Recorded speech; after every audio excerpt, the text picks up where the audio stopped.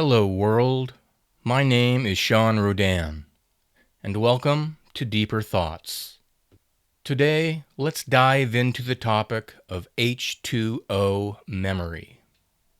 Scientists often travel to the coldest regions of the Earth to study our climate. The samples they collect from the ice, called ice cores, hold a record of what our Earth was like hundreds of thousands of years ago. Ice cores can give scientists important information about temperature, precipitation, atmospheric composition, volcanic activity, and even wind patterns.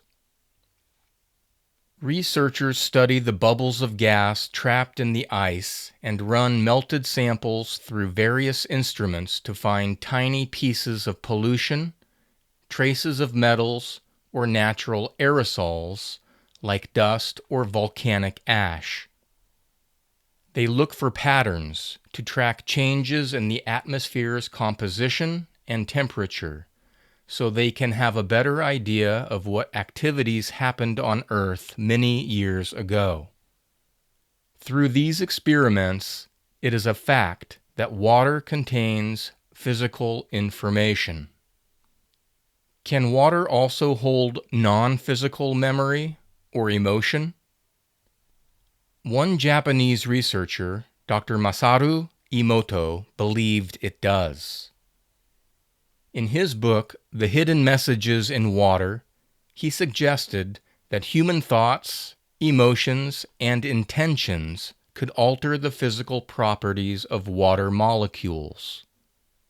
Dr. Emoto demonstrated how water that is exposed to loving and positive human intention resulted in beautiful molecular formations in the water.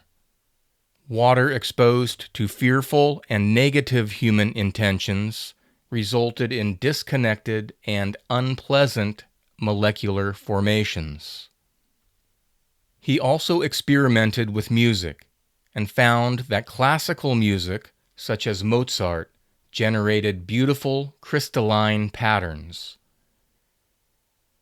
while heavy metal music generated ugly and distorted crystalline formations. He did his research through magnetic resonance analysis technology and high-speed photographs. More recently, a New Zealand woman named Veda Austin has taken Emoto's work to another level. Through macroscopic photography, she focuses on the stage of water between liquid and ice. She uses words, thoughts, pictures, or music. She then pre-freezes the water in a petri dish and photographs the water's liquid crystal response minutes later.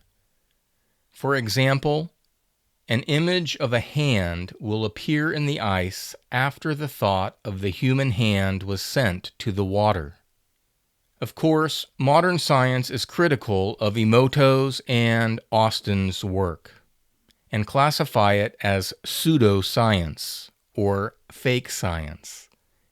They argue that their methods of capturing the images do not follow proper scientific method, lack reproducibility, and are not peer-reviewed.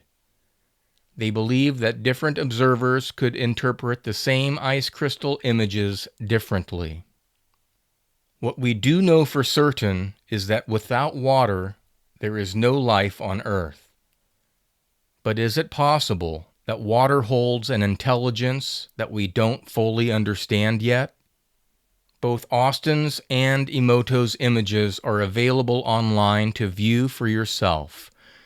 So, don't believe me, do your own research, and think about it.